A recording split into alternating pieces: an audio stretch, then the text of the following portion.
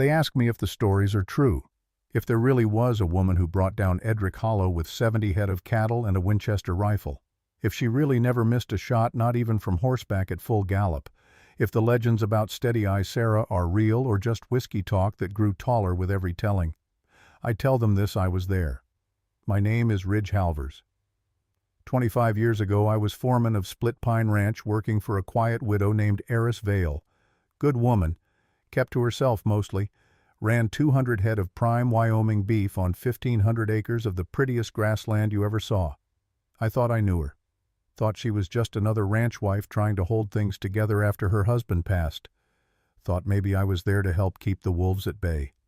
Men like Edric Hollow who saw a woman alone and figured she'd be easy pickings.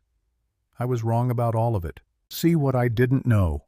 What nobody in 3 counties knew, except maybe a handful of old show folks, was that the quiet widow pouring my morning coffee had once stood before 10,000 people and split playing cards with bullets.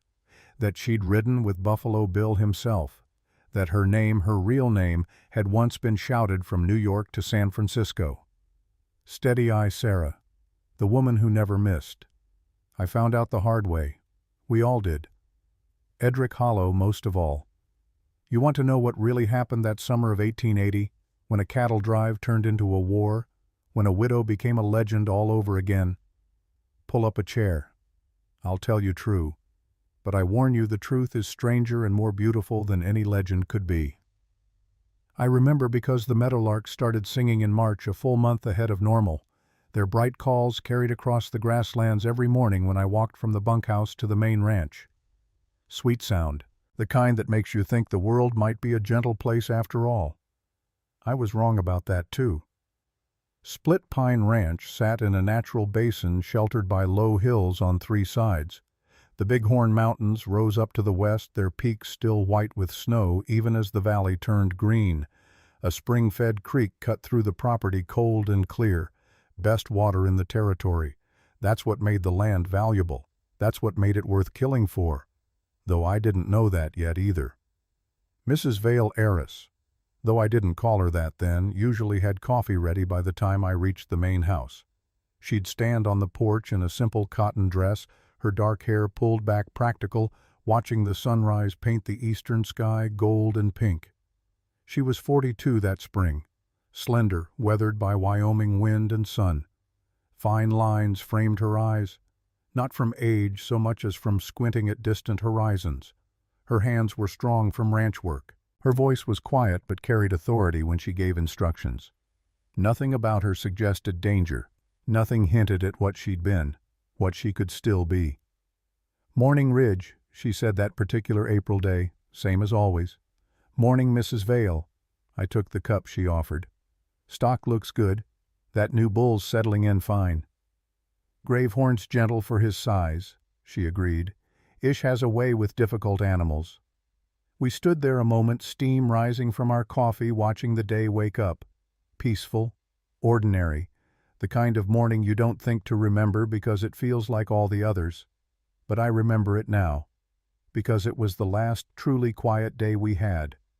"Ridge," she said, "I need you to ride out to the north fence line today. Check the posts near Blacktail Pass." I nodded, expecting trouble. Just being thorough. Her green eyes stayed on the horizon. "Winter was hard. Want to make sure everything's solid before summer." Made sense. That's what I thought anyway. Later I'd understand she wasn't worried about fence posts. She was mapping escape routes, planning for what was coming. But that morning I just drank my coffee and watched the meadowlarks. I was in the back storage room looking for spare leather strapping. The place was cluttered with 12 years of accumulated ranch supplies. Tools, tack, old saddles Bram Veil had meant to repair but never got around to. That's when I found the poster. It was wedged behind a broken saddle stand, rolled up tight and tied with faded ribbon. I almost didn't unroll it, almost put it back. But something made me curious. Maybe the ribbon too fancy for ranch storage, maybe just boredom. I spread it flat on the dusty workbench. The paper was yellowed, dated 1873. Bold letters across the top, Buffalo Bill's Wild West Show. Below that, illustrations of riders, Indians, sharpshooters. And in the center, Larger than the rest, a woman in frontier costume holding a rifle. Steady eye. Sarah, the text proclaimed. The woman who never misses. See her split a playing card edge on at 50 paces. Watch her extinguish candle flames with bullets. Marvel as she strikes moving targets from horseback at full gallop. I stared at the illustration. The woman's face was younger, smoother. Her hair was styled different, more theatrical. But the eyes were the same. That calm, measuring gaze I'd seen 1,000 times across the breakfast table. Green eyes that didn't blink when they looked at you. My hands went cold. I rolled the poster back up carefully, tied the ribbon exactly as I'd found it, put it back behind the saddle stand. I didn't mention it to anyone. Not Ish or Raoul, the other hands. Not Mrs. Veil herself, but I started watching her different after that. The way she walked. Balanced, centered like a dancer or a fighter. Every step deliberate. The way she held things. Coffee cup, pitchfork, Winchester rifle, all with the same easy competence. Nothing wasted, nothing uncertain. The way she looked at distances. Squinting sometimes at far ridges, her lips moving slightly like she was calculating numbers I couldn't see. And the Winchester, always close, leaning by the door, propped in the barn, lying on the porch rail. She said it was for rattlesnakes and coyotes. Every rancher kept a rifle handy, but most ranchers didn't keep theirs cleaned and oiled with the care you'd give a newborn. One evening I watched her from the barn door as she stood on the porch in the fading light. A hawk circled overhead, probably hunting field mice. She tracked it with her eyes, her body shifting subtly, unconsciously, like she was lining up a shot she'd never take.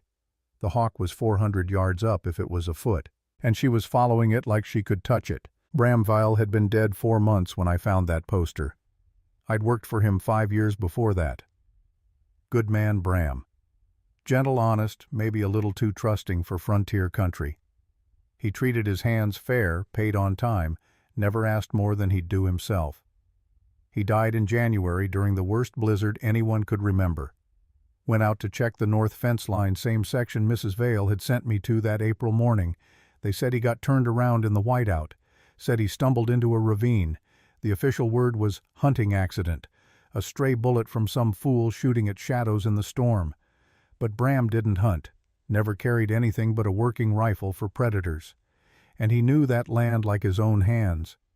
We found him 3 days after the storm cleared, shot clean through the back. The bullet had gone straight through his heart. Quick death, merciful folks said.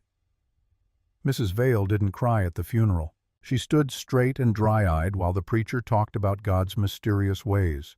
She thanked the neighbors for coming. She shook hands with Sheriff Calder Ricks when he offered the official condolences. I stood back by the cemetery fence watching her, thinking she was in shock, thinking grief would hit her later in private. Now I wonder if what I saw wasn't shock at all, if it was cold, clear certainty, if she already knew what I'd only learn later, that Bram Veil wasn't killed by weather or accident or mystery. He was murdered, executed by a man who wanted his land and thought a widow would be easier to break than a husband. The warnings started in late April. Anal Rick rode in first, his gray beard dusty from hard travel. He owned Broken Wheel Ranch 20 miles west. Good neighbor, solid man. He'd helped Bram with roundup more times than I could count.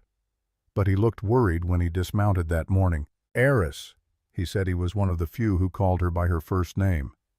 Need to talk to you about this cattle drive you're planning. We were in the yard. Mrs. Veil had been working with Gravehorn, the big longhorn bull. She handed the lead rope to Ish and walked over, wiping her hands on her skirt. What about it? She asked. Wilson's outfit got hit last week. Thunder Canyon, right where the trail narrows. Lost 60 head and 2 men. Mrs. Veil's expression didn't change. Hollow's gang. Who else? Anal spat into the dirt. Edric Hollow's running 15 men now, maybe more. They're hitting every small drive headed for Cheyenne, taking stock or burning it. Either way, the small ranchers lose. And Sheriff Ricks. Anal laughed bitter. Sheriff says he's short on men. Can't patrol every trail. Funny thing though, he's wearing a new silver pocket watch. Looks a lot like one Hollow carries. Mrs. Veil nodded slowly. No surprise in her face, like she'd known this was coming. "How many armed men can you spare for the drive?" she asked. "Me and 3 hands," Anil said. "But Aerys, that's not enough. Hollow's got professional guns. Former cavalry, some of them. They know how to hit hard and disappear." "Then we'll need to be smarter than hard," she said simply. Anil studied her. "Bram ever tell you about Hollow's offer, the one that came a week before he died?" I hadn't heard this. I stepped closer, listening. "He told me," Mrs. Veil said quietly, "Hollow offered to buy Split Pine for 1/5 of its value. When Bram refused, Hollow said he'd regret it. And then Bram turned up dead in a blizzard." Anil's voice was flat. "You see the pattern?" "I see it." She looked past him toward the mountains. "That's why I'm not selling. That's why I'm driving these cattle to market myself. Split Pine reaches Cheyenne, gets fair price, and Edric Hollow learns that not every widow folds." Anil shook his head slowly. "You're braver than most, Aerys. Or maybe you've got more faith in that Winchester than is wise." Something flickered in her eyes then, almost like amusement. "Faith has nothing to do with it," she said. 2 days later the stranger arrived. Woman, actually, mid-30s, traveling alone. Unusual enough to draw attention. She rode a decent horse and wore Eastern clothes that marked her as out of place. Not quite city fancy, but not frontier practical either. She asked for Mrs. Veil by name. I brought her to the house. Mrs. Veil came out onto the porch and I saw something I'd never seen before. Aerys Veil surprised. Not much, just a slight widening of the eyes, a fractional hesitation. But for a woman who moved through the world like she had every step planned, 3 moves ahead, it was shocking.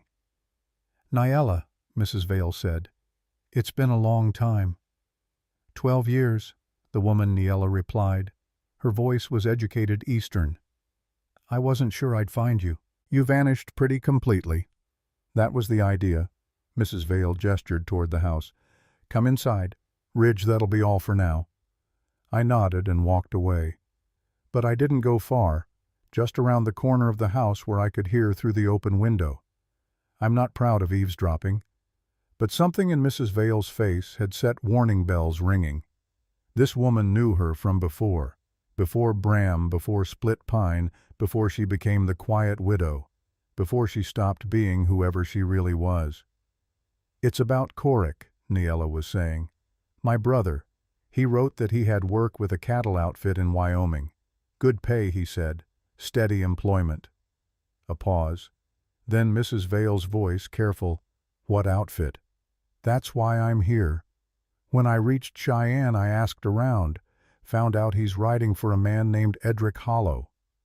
Silence. Long enough that I risked a glance through the window. Mrs. Veil stood very still, her back to me. When she spoke, her voice was different, harder. "Corrick Dane is working for Hollow." Not a question, a statement like she was testing how it sounded. "You know him," Niella said. "I thought you might. From St. Louis back when you were with the show. He talked about you sometimes. Said you taught him more than anyone else ever had." "I taught him to shoot," Mrs. Veil said quietly. "I taught him focus, discipline, patience. I didn't teach him to use those skills to terrorize honest ranchers. He's not a bad man, Aerys. He's hunting for the man who murdered my husband." The words came out flat, final. "That makes him my enemy, Niella, no matter what he was before." I heard chair legs scrape. Niella's voice rose slightly, pleading now. "That's why I came.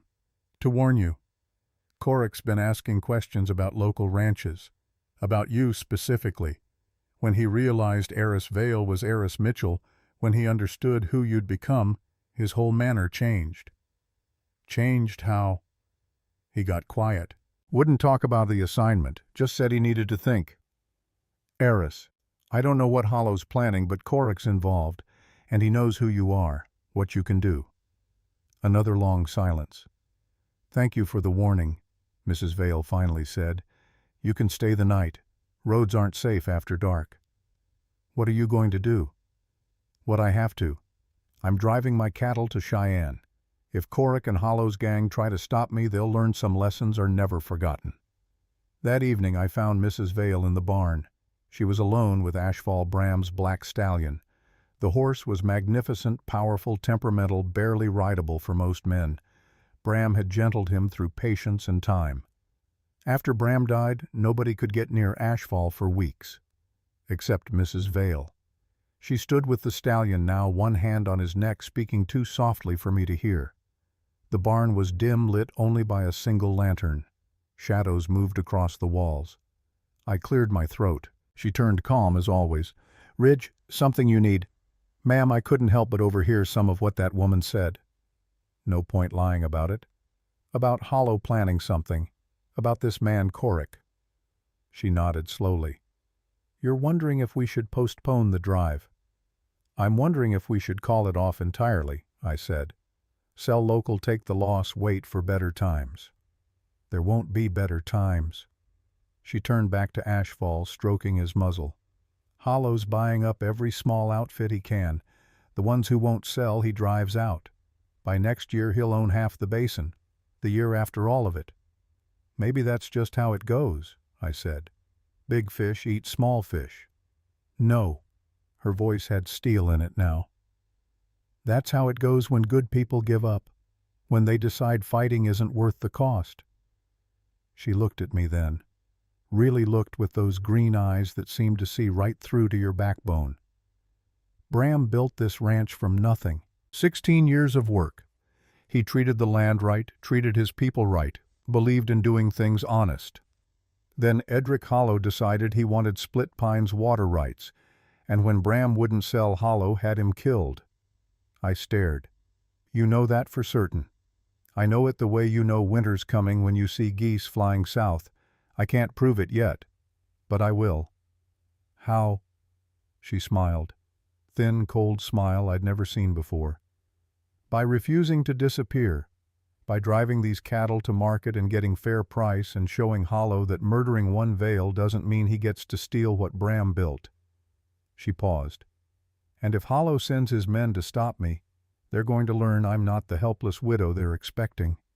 Something in her tone made my skin prickle. "Ma'am," I said carefully, "that woman Niella mentioned you being with some show in St. Louis." "Buffalo Bill's Wild West," she said. No hesitation, like she'd been waiting for me to ask. 7 years, 1866 to 1873. "Doing what?" "Shooting." She said it simple, like saying cooking or sewing. Trick shooting, they called it, though there wasn't much trick to it, just practice and math and not flinching. I thought about the poster, about the woman splitting cards and hitting candles. "You were good at it," I said. "I was the best." No pride in her voice, just fact. "That's why Buffalo Bill paid me more than anyone except his lead riders. That's why newspapers from Boston to San Francisco wrote about Steady Eye Sarah."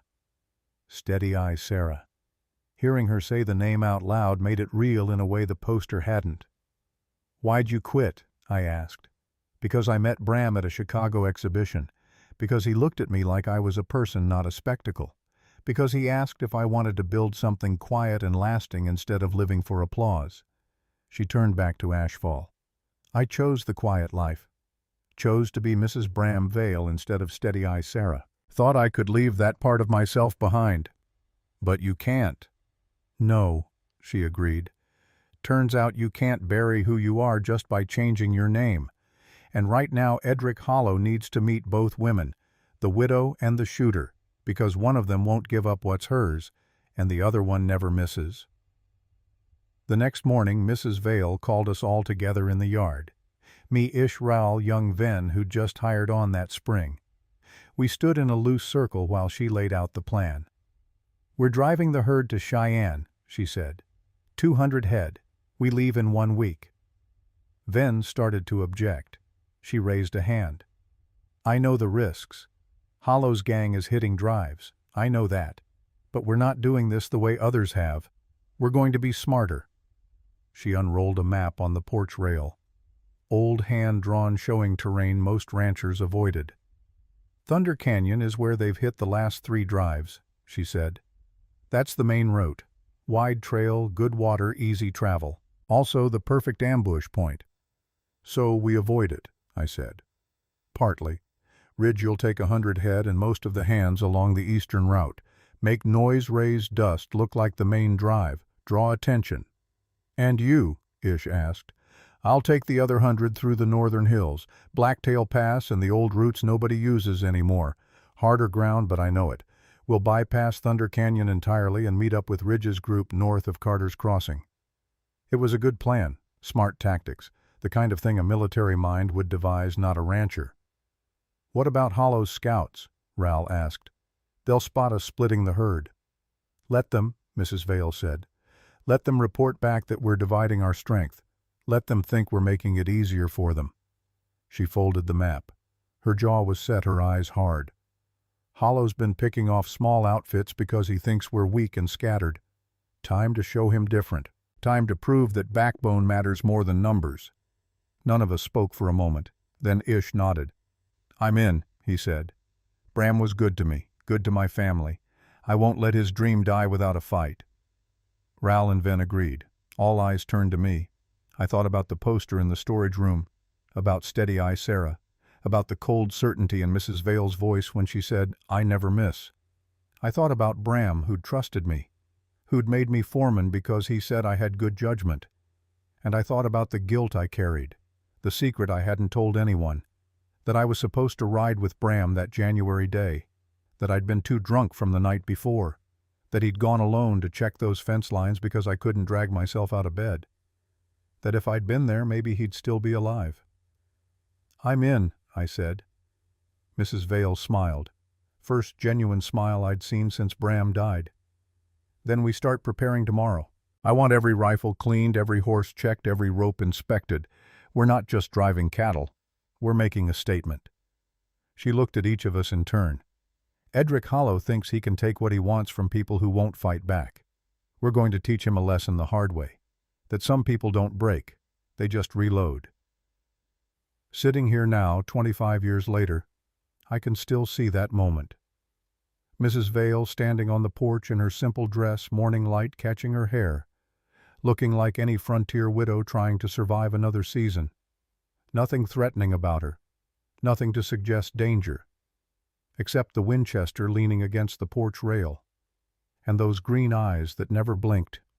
I didn't know then what was coming, didn't know about the crossing, the ambush, the confrontation with Corrick Dane, didn't know how close we'd come to dying in those Wyoming hills, didn't know that before it ended I'd see Aerys Veil become Steady Eye Sarah one more time, and didn't know that the quiet widow would turn out to be the most dangerous person in 3 territories. But I knew one thing sitting there in the April sunlight watching her outline the plan.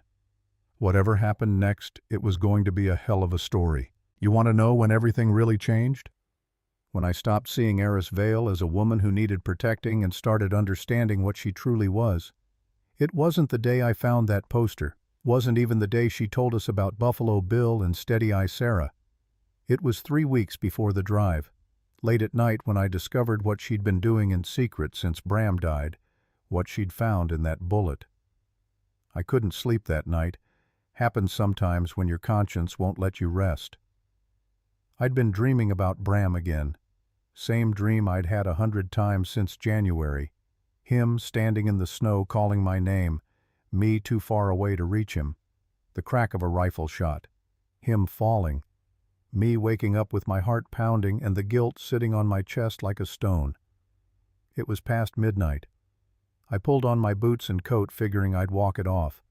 Sometimes the night air and the big sky helped, made me feel small enough that my failures didn't seem so large. The main house was dark except for one window, the barn. I saw the lantern light spilling through the cracks in the barn door, and my first thought was fire. My second thought was thieves. But then I heard the sound, metal on metal, precise, rhythmic, someone working with tools. I crossed the yard, quiet, pushed the barn door open, slow. Mrs. Veil sat at Bram's old workbench bent over something small. Her hair was down loose around her shoulders. I'd never seen it that way before. She wore a simple nightdress with a shawl wrapped around her shoulders against the cold. Spread on the bench in front of her were things that made my blood run cold. A bullet, split open, dissected like a doctor might cut apart a body to see what killed it. calipers for measuring, a magnifying glass, papers covered in notes and numbers, and beside them a book I recognized. Bram's journal. She must have heard me because she looked up. No surprise in her face, like she'd been expecting me. "Can't sleep either?" she asked. I stepped closer, looking at the workbench. "What is this?" "The truth." She picked up the bullet fragments carefully. "This is what killed Bram." My throat went tight. "The bullet that I pulled out of his body myself." "Yes." Her voice was steady, clinical. "The doctor wanted to leave it in, said there was no point, but I insisted." She held it under the lantern light. Even split apart, I could see it had been a clean piece of work. Well-made ammunition. "Winchester .44-40 caliber," she said. "Fired from at least 200 yards, judging by the deformation pattern. Maybe farther." "How can you tell?" "Because I've fired thousands of rounds in my life, Ridge. I know how bullets behave at different distances, how they tumble, how they fragment, how they carry." She set it down gently. "This shot was taken in a blizzard, near zero visibility, high wind, freezing temperatures that affect powder burn and trajectory." I stared at her. "You're saying—" "I'm saying this wasn't a hunting accident. This wasn't some fool shooting at shadows. This was a professional hit, executed by someone with military training and a scope-mounted rifle." The barn seemed to tilt around me. "You're sure?" "I'm certain." She opened Bram's journal, pointed to an entry dated 2 weeks before his death. "Read this."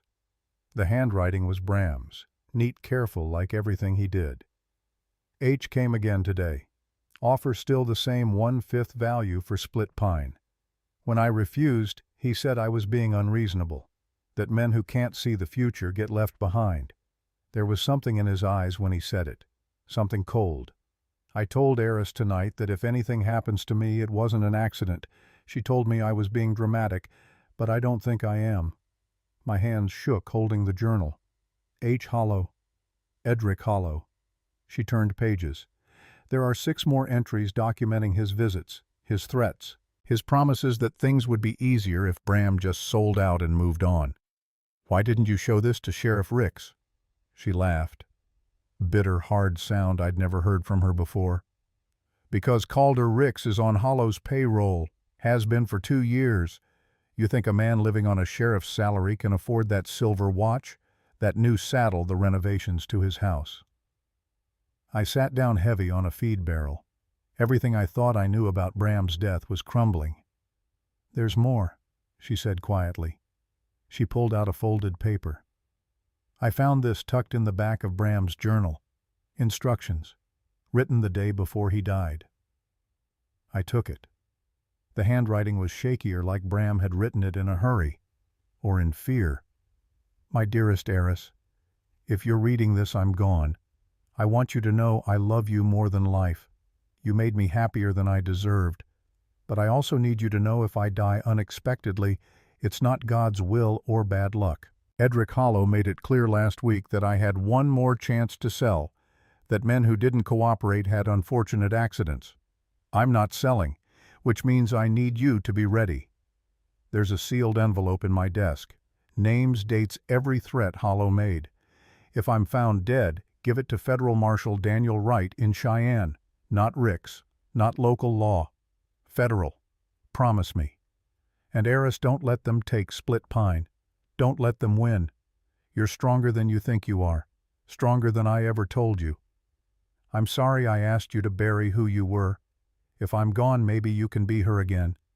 Maybe you need to be. All my love, Bram." I read it twice, then a third time. When I finally looked up, Mrs. Veil was watching me with eyes that held more pain than I'd ever seen in another human being. "He knew," I whispered. "He knew they were going to kill him. He knew, and he went out anyway, alone, in a blizzard." Her voice cracked just slightly. "Because that's who Bram was. He believed in doing what was right even when it was dangerous, even when it might cost him everything. Why didn't he run? Why didn't you both just leave?"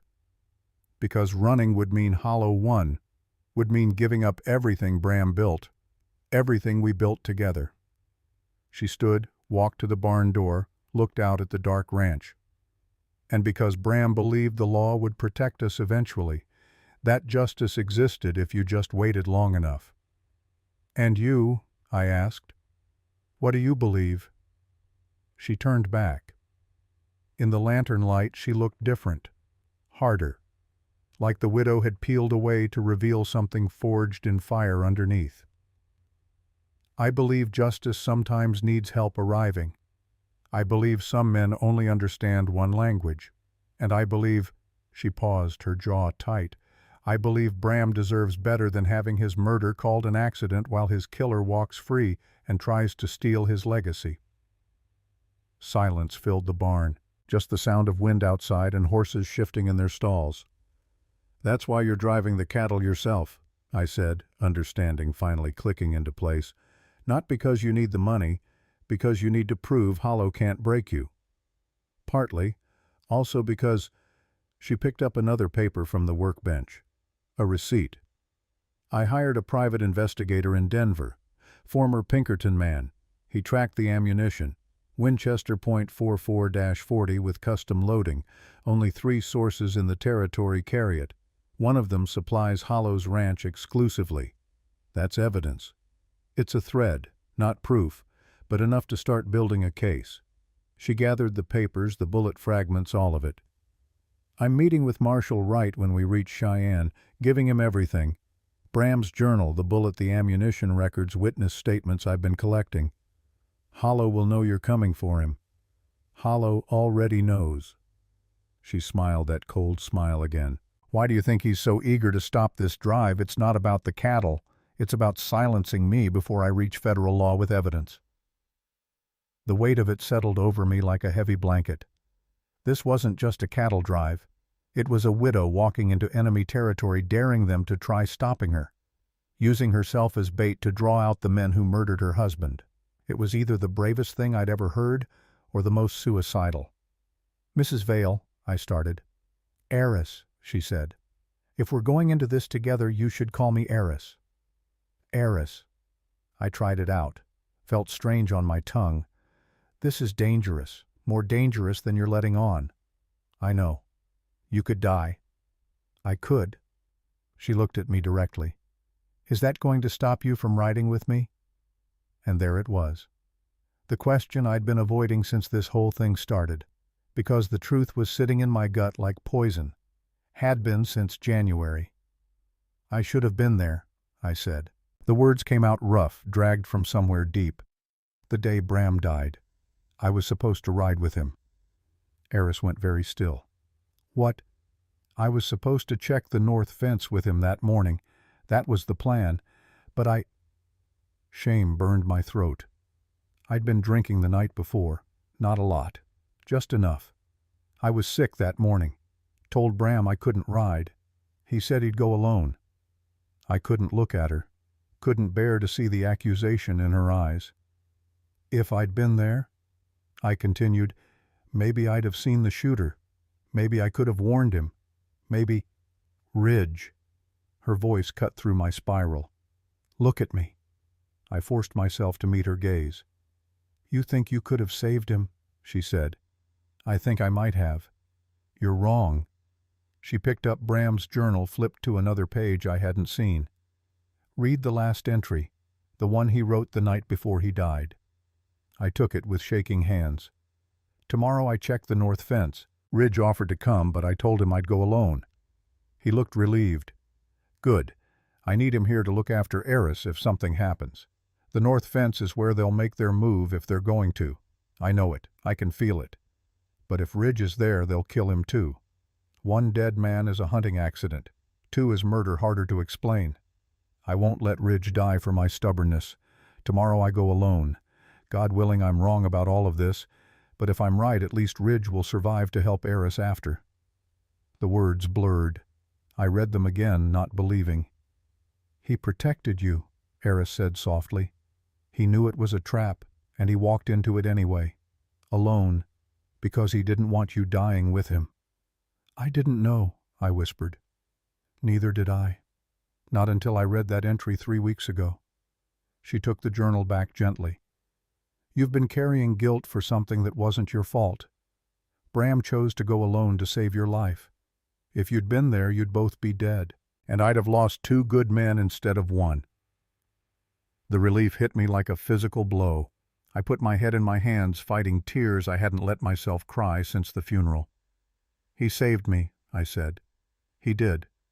And now you can honor that by helping me finish what he started.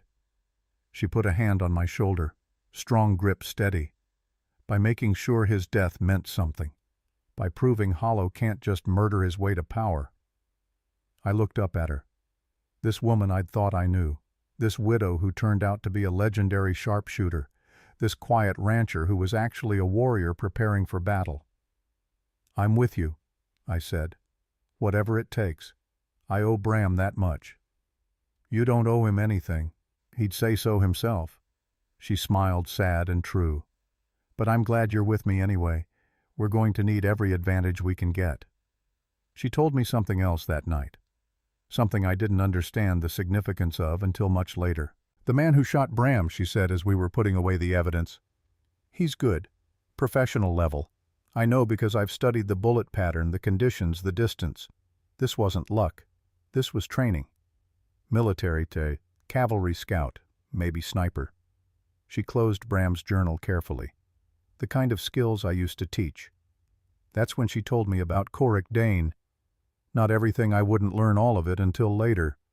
But enough. About how she'd met him in St. Louis in 1873 during the Wild West show. How he'd been a young cavalry scout assigned as liaison to the show. How he'd watched her practice one day and asked if she'd teach him. He had natural talent, she said, her voice distant with memory. Raw ability that just needed refinement. I showed him stance, breathing, how to read wind and distance. He absorbed everything like a sponge.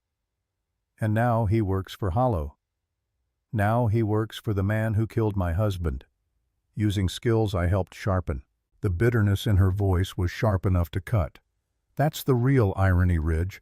I taught Corrick to shoot because he said he wanted to do good, to protect people. And now he's using those same lessons to threaten and intimidate on behalf of a murderer. Maybe he doesn't know what Hollow did, I offered. Maybe. Or maybe he doesn't care. She locked the workbench drawer that held all the evidence. Either way, if Corrick comes for us, I'll have to face him. Teacher and student, the thought makes me sick. Can you do it if it comes to that? She didn't answer right away. Just stood there in the lamplight looking smaller somehow, vulnerable in a way I'd never seen. I don't know, she finally said. I hope I don't have to find out. Sitting here now, I see that night as the turning point. Not just because I learned the truth about Bram's death, not just because Aerys absolved me of guilt I'd been drowning in, but because it was the moment we became real partners.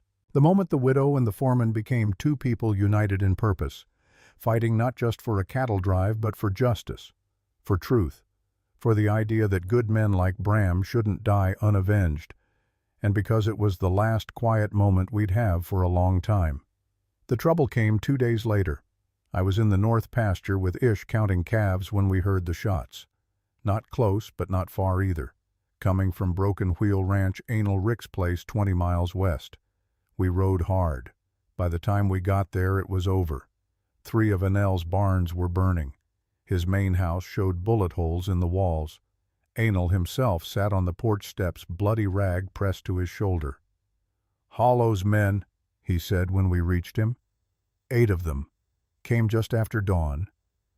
Aerys arrived minutes later riding Ashfall hard.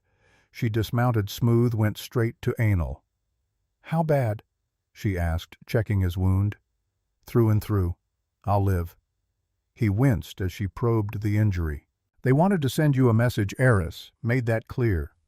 What message? That if you try to drive your cattle, you'll end up like me. Or worse. He gestured to the burning barns. They took 60 head, burned the rest of my winter hay. Said this is what happens to people who don't cooperate with progress. I scanned the property. Saw the destruction, the casual cruelty of it. This wasn't about theft. This was about terror, about making examples. "Did you see who led them?" Aerys asked. Anal nodded slowly. One man hung back from the others, didn't participate in the burning, just watched. Young fellow, maybe mid-30s. Called him Dane. Aerys went very still. Corrick Dane. That's the name. Anal studied her face. You know him? I did. Once. She looked toward the smoke rising from the barns. Where'd they go? North, toward the old Wilson mining claim. They've got a camp there, I think, using it as a base. Aerys's jaw tightened. I saw her calculating, planning. Then she made a decision. Ridge, get Anal to the doctor. Ish, ride back to Split Pine, tell everyone we moved the drive up. Tomorrow morning, not next week. Tomorrow, I protested. We're not ready.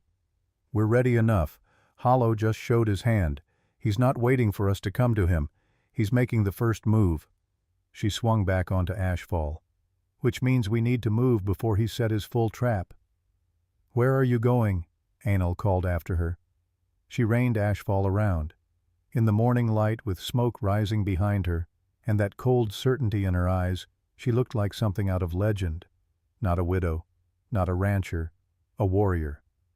To let Corrick Dane know I'm coming, she said, and to remind him of some lessons he seems to have forgotten.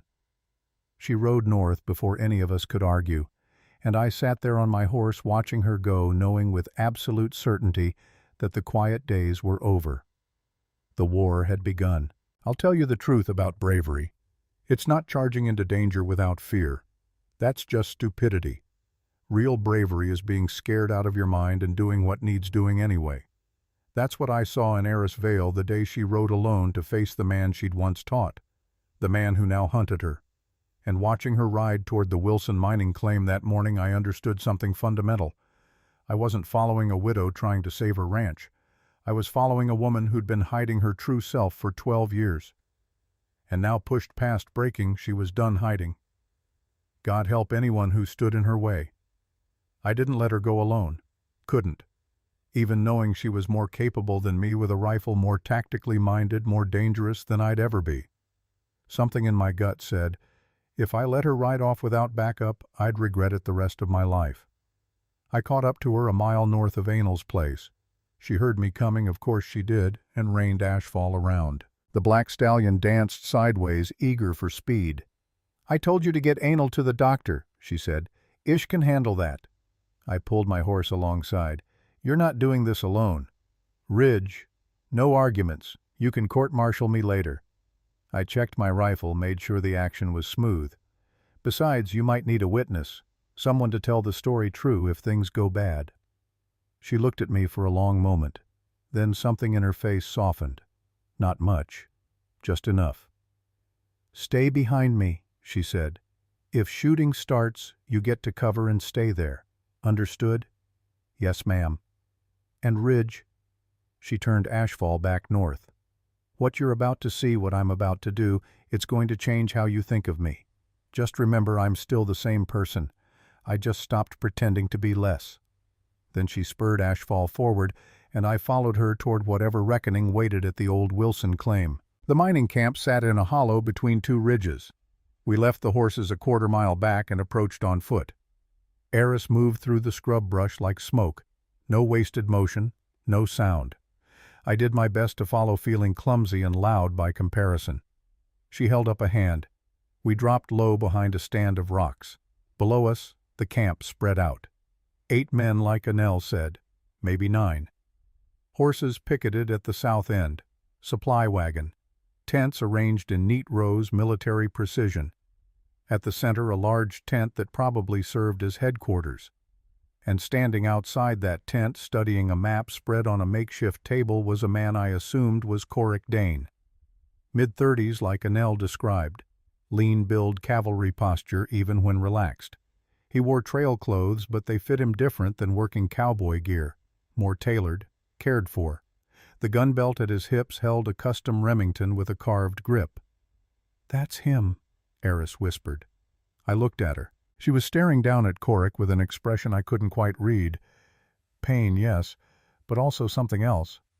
Memory, maybe, or regret. You taught him to shoot, I said quietly. I taught him more than that. Her voice was distant.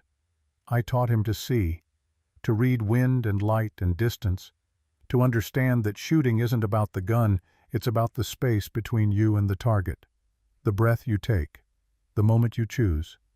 She was quiet for a beat. And I taught him that skill without purpose is just violence, that the difference between a sharpshooter and a killer is knowing when not to pull the trigger. Looks like he forgot that lesson. No. She shook her head slowly. He remembers. That's what makes it worse. He's choosing this, choosing to use what I taught him for the wrong reasons.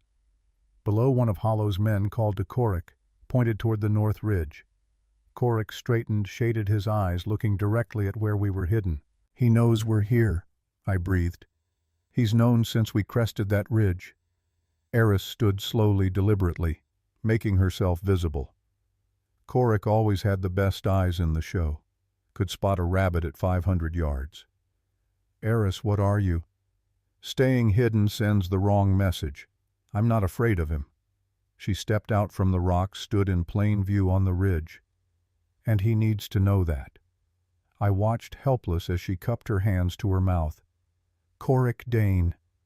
Her voice carried clear across the hollow. I want to talk. The camp below went still. Men reached for rifles. Horses stamped nervously. But Korik just stood there staring up at her. Then slowly, deliberately, he raised his right hand.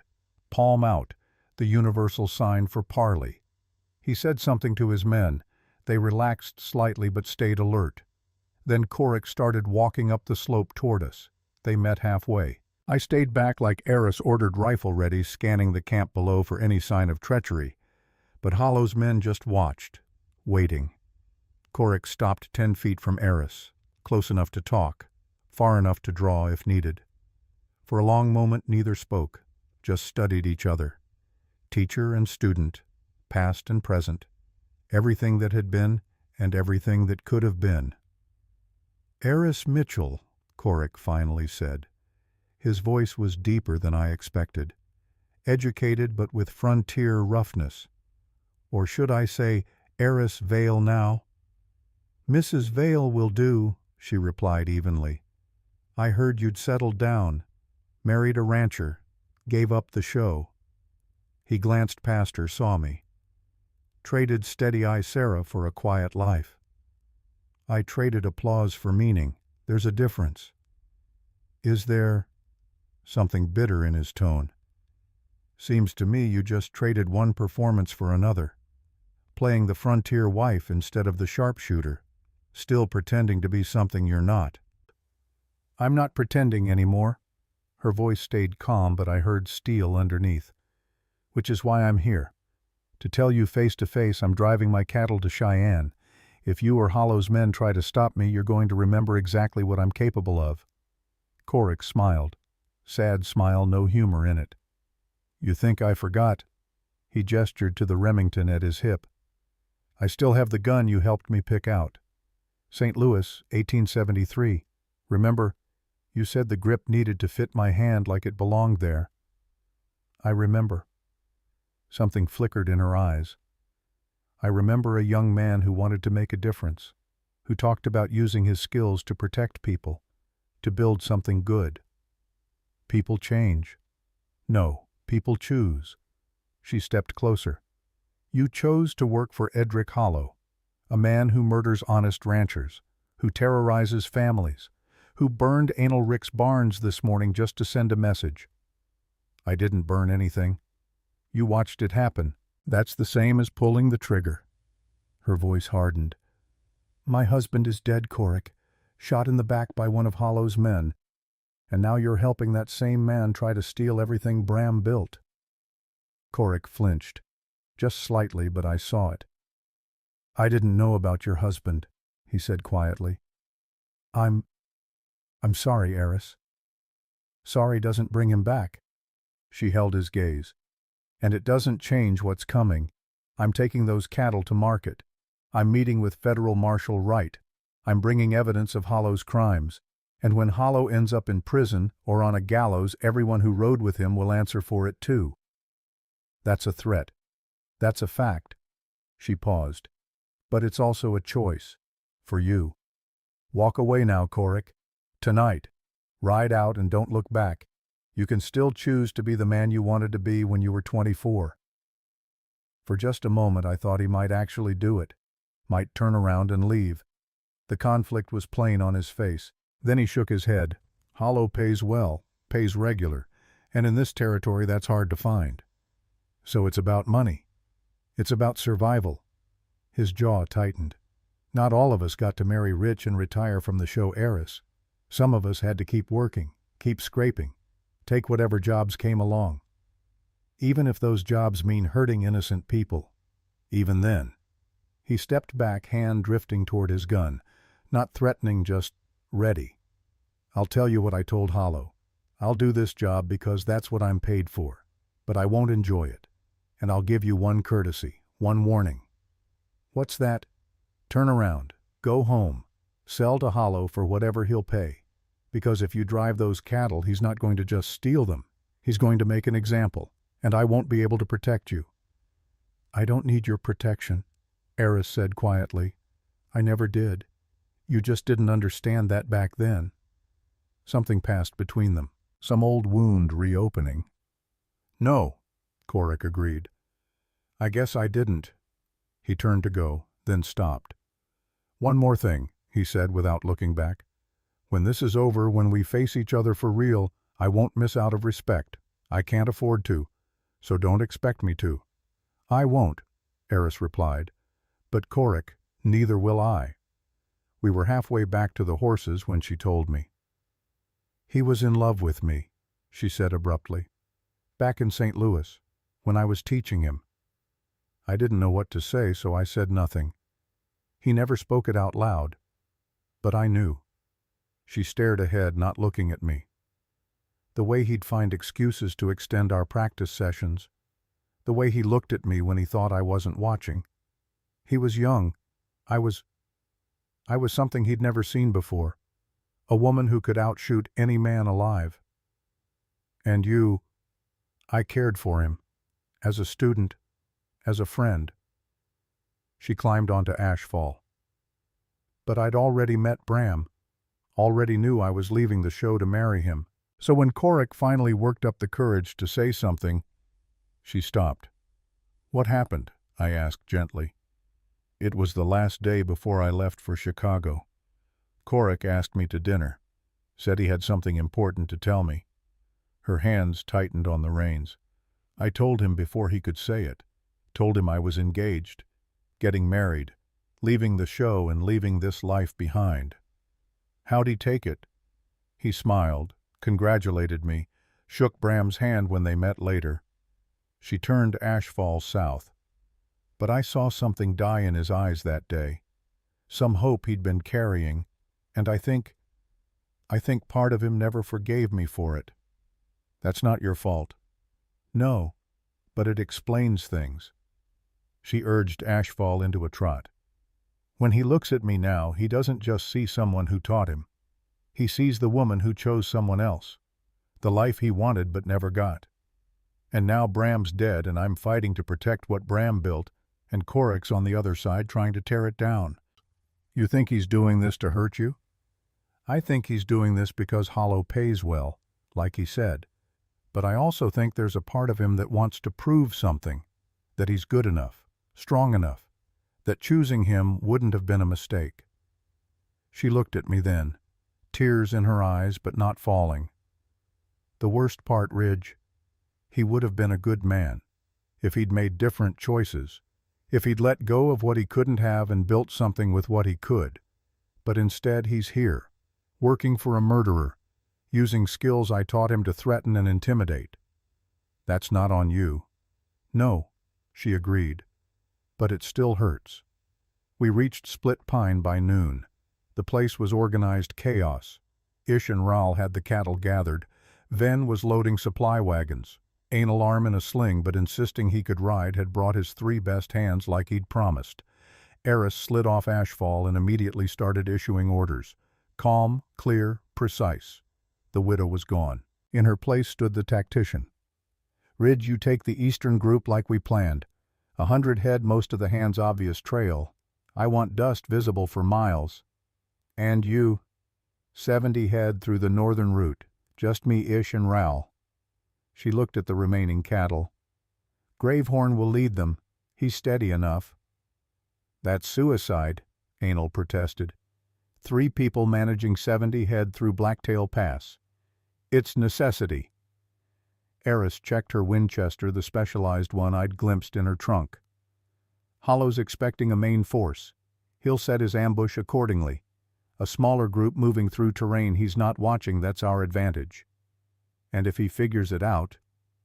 She looked at him with those calm green eyes.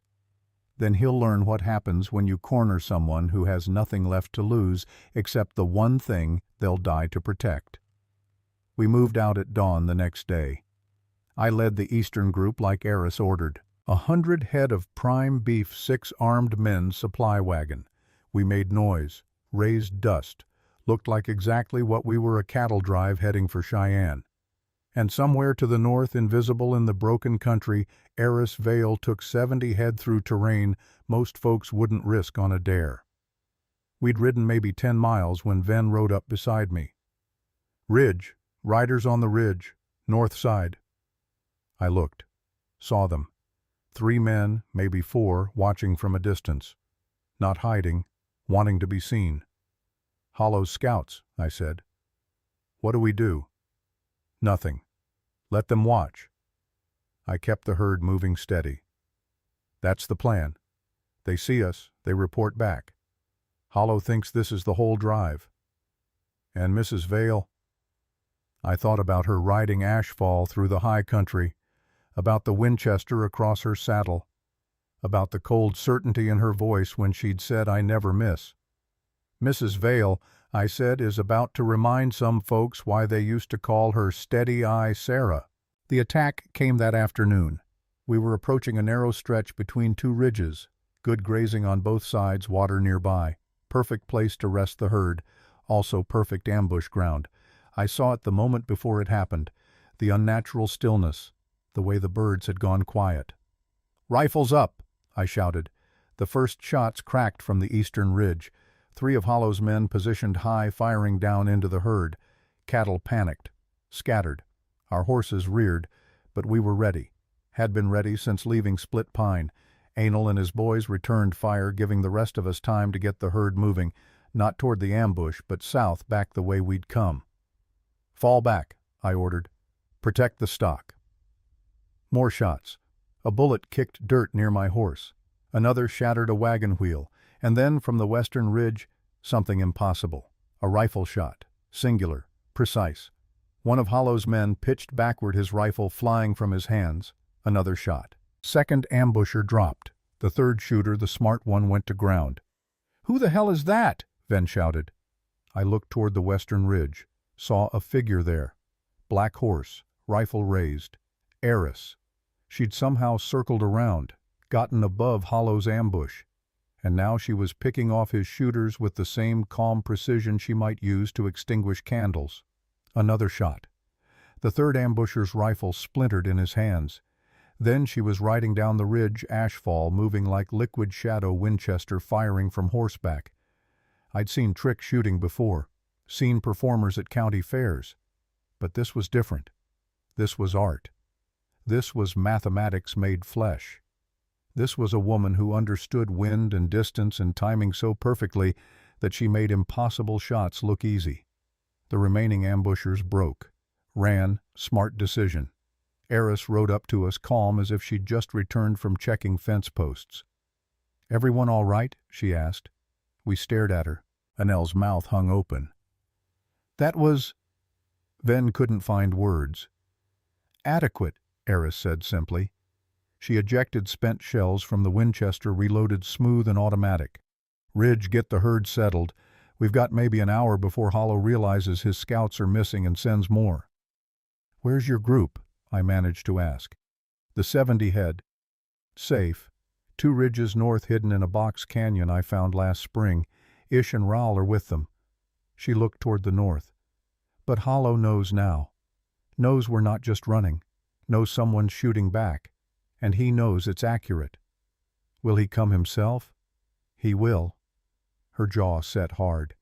Because this isn't about cattle anymore. It's about pride. About proving no woman, no widow can defy Edric Hollow and live. Thunder rumbled in the distance.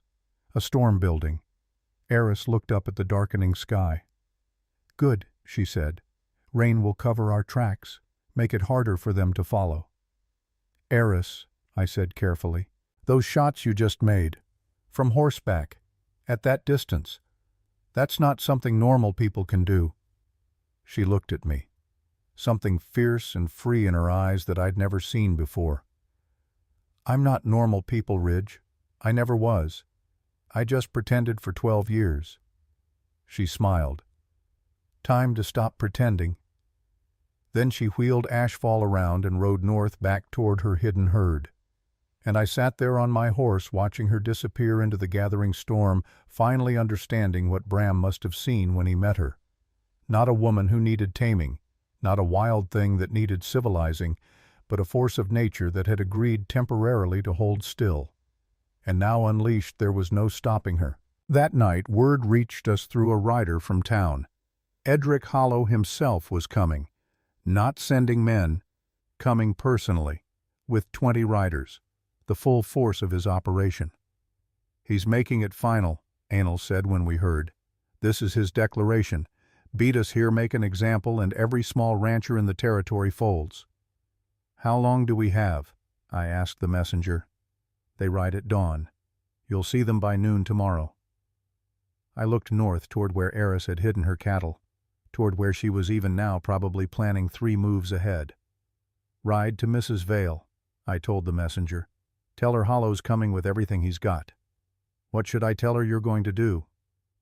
I checked my rifle, made sure every round was loaded. Tell her, I said, that we're going to do exactly what she'd do. Stand our ground, protect what's ours, and remind Edric Hollow that some things are worth fighting for. The messenger rode off, and I looked at the men around me. Good men. Scared, yes, but not running. Tomorrow, I said, we find out if justice means anything in this territory, if a woman with a rifle and a righteous cause can stand against money and power and corruption. You think she can do it? Ven asked.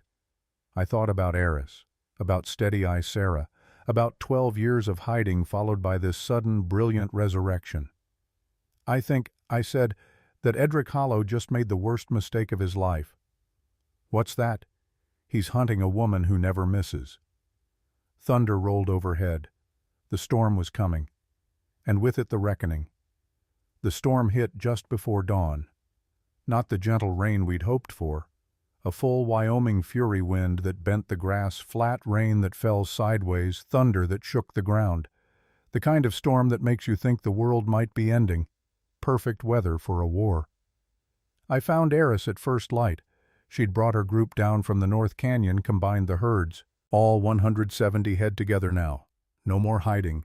No more splitting forces. What changed? I asked, shouting over the wind. The plan.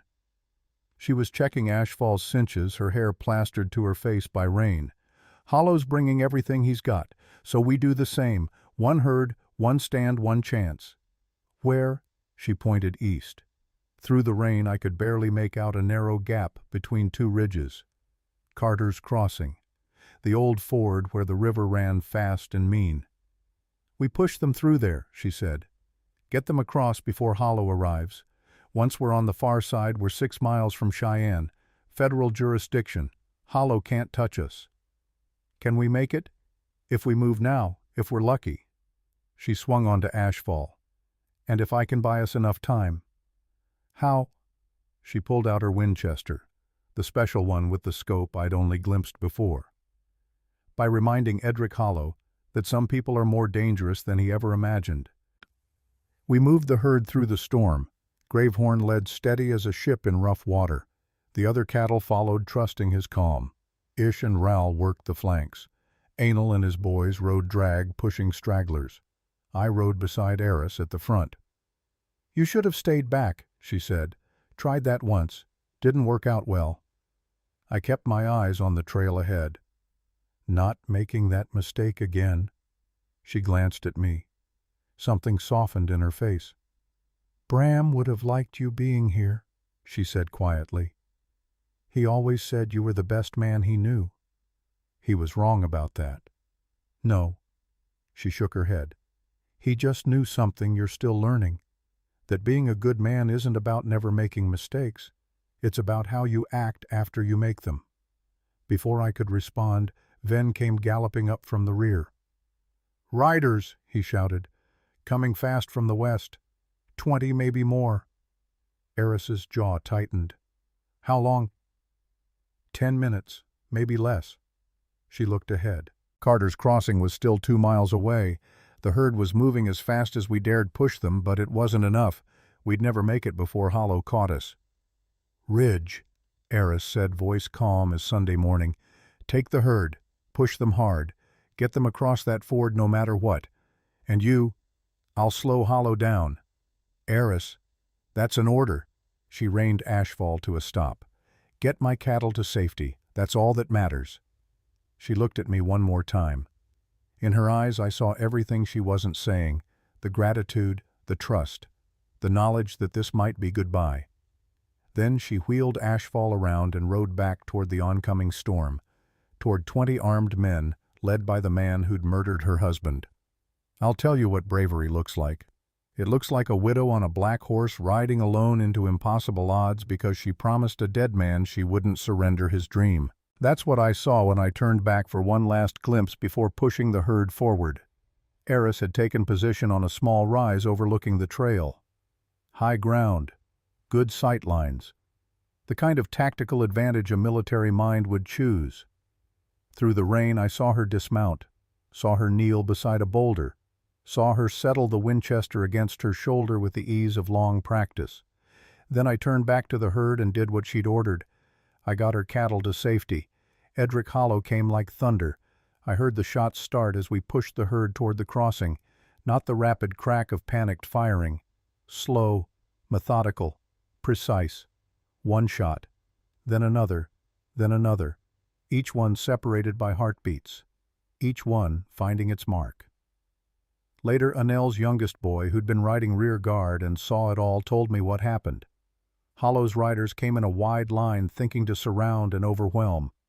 Professional approach, cavalry tactics.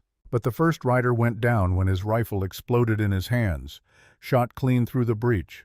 The second lost his horse, not killed, just disabled, a leg shot that made the animal stumble and throw its rider.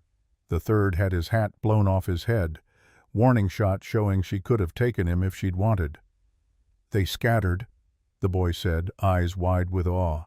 20 men with rifles, and they scattered like quail because one woman was shooting, and they couldn't even see where she was through the rain. Hollow himself had pulled up, the boy said, stopped his horse and stared at that ridge where Aerys knelt invisible in the storm. And then Hollow had done something that told me everything about the kind of man he was. He'd ordered his men to spread out and flank, not to retreat, not to reconsider, but to surround and kill. Because for Edric Hollow, losing wasn't an option, even if winning meant murdering a woman in cold blood. We got the herd across the ford, barely. The water was high from the storm running fast and mean. 3 cattle were swept away despite our best efforts, but the rest made it. 167 head of split pine beef reached the far bank in safety. I was organizing the men to push them further east when I heard it. A different kind of gunshot. Heavier, closer, coming from the ridge where I'd left Aerys. Ish, I shouted. Take the herd, push for Cheyenne. Ridge what? But I was already riding back across the ford, back through the storm, back toward the sound of guns, back toward Aerys. I found them in a natural bottleneck between 2 rock walls. Hollow had given up trying to surround her. Instead, he'd pushed forward with overwhelming force. 10 men on foot, rifles up, advancing on the position where Aerys had made her stand. She'd fallen back to the bottleneck. Smart tactics. They couldn't flank her, they couldn't use their numbers, had to come through single file. But she was pinned, trapped. I saw her crouched behind a fallen log Winchester at her shoulder. She'd fire drop back, Move position, fire again, keeping them at bay but running out of room, running out of time. I dismounted behind cover and started returning fire. Not accurate like Aerys, but enough to give her breathing space. She glanced back, saw me. Her eyes widened. "Ridge, I told you." "You told me to save the cattle," I shouted back. "They're saved. Now let me help." A bullet whined past my head. Too close. Then I saw him. Edric Hollow himself stepping out from behind cover. Tall, imposing, silver-streaked hair plastered by rain. He held a lever-action rifle like a man who knew how to use it. "Mrs. Veil," he called out, voice cultured, almost friendly. "This is foolishness. Your cattle are gone. You've lost, surrender now, and I'll let you walk away." Aerys stood, calm and straight in the pouring rain. "You murdered my husband," she called back. "I did what was necessary for progress. You're a coward who shoots men in the back." Hollow's face darkened. "I gave Bram every chance to be reasonable. He chose stubbornness, just like you're choosing it now." "No," Aerys's voice rang clear. "I'm choosing justice, and I'm choosing to finish what Bram started." She raised her Winchester, not aiming at Hollow, aiming past him. I realized what she was doing a heartbeat before she fired. The shot struck a rope, the rope that held a pile of precariously balanced boulders above the trail. The rocks came down like judgment. Hollow's men scattered, shouting, the bottleneck filled with dust and debris. In the chaos, Aerys was already moving, circling to better ground. But Hollow had moved too, faster than I'd expected. He came up behind her, rifle raised. I didn't think, just moved. Threw myself between them. The shot took me in the left shoulder, spun me around. I went down hard. Through the pain, I saw Aerys wheel around, saw her Winchester come up smooth and perfect, saw her put a bullet through Hollow's rifle stock, shattering the weapon and sending it flying from his hands. Then she was standing over me, Winchester aimed steady at Hollow's chest. "Don't move," she said. Not loud, not angry, just absolutely certain. Hollow stood there, disarmed, rain dripping from his expensive coat. His face was pale. "You can't win this," he said. "Even if you kill me, my men will—" "Your men will what?" Aerys stepped forward. "Look around Hollow. Look at what's left." I managed to turn my head. Through the rain and pain I saw them. Hollow's riders scattered and disorganized, several wounded, more missing their weapons, and standing on the ridge above, watching but not participating, was Corrick Dane. He caught my eye, nodded once, then deliberately turned his horse and rode away. East, not back toward Hollow's camp, away. "Your best tracker just left you," Aerys said. "Your men are beaten. Your ambush failed. And in about 5 minutes, Federal Marshal Wright and his deputies are going to come over that ridge because I sent word to him 3 days ago about exactly where you'd be." "You're bluffing." "Am I?" Aerys smiled, cold and sharp. "You want to bet your life on that?" As if summoned, we heard it. Hoofbeats, coming from the east. A dozen riders crested the ridge, led by a man with a silver marshal's star. Hollow's face went white. "Edric Hollow," the marshal called out. "You're under arrest for murder, conspiracy, land fraud, and about 15 other charges. Drop any weapons and get on your knees." Hollow looked at Aerys, then at the marshal, then at his scattered, defeated men. His shoulders sagged. "This isn't over," he said quietly. "Yes," Aerys replied. "It is." They took Hollow away in irons. His men, too, those who hadn't run. Marshal Wright personally supervised making sure everything was documented. Federal case, no chance of local corruption interfering. A doctor tended my shoulder. "Clean through," he said. "Painful but not serious. I'd heal." Aerys sat beside me while he worked, saying nothing. Just there. When it was done, when the marshal had ridden off with his prisoners, she finally spoke. "You took a bullet for me." Seemed like the thing to do. I tried to smile. Came out as more of a grimace. "You didn't have to." "Yeah, I did." I met her eyes. "Bram saved my life by going alone that day. Least I could do was return the favor to his wife." She was quiet for a long moment. "He'd be proud of you," she said finally. "And Ridge, you don't owe me anything. You don't owe Bram anything. You were there when it mattered. That's all anyone can ask." Thunder rumbled softer now. The storm was passing. We reached Cheyenne 2 days later.